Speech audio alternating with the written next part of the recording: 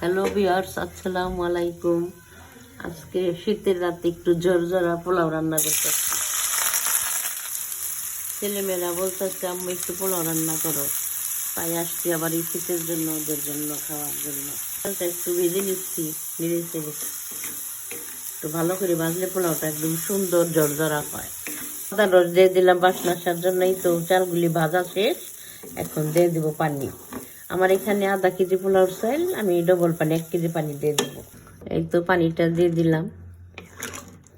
হওয়ার আগে কাঁচামরিচ দিয়ে দিব। এখন হওয়ার আগ পর্যন্ত আপনারা অপেক্ষা করেন, আবার ফিরে আসবো। কয়েকটা কাঁচামরিচের ফালি দিয়ে দিলাম।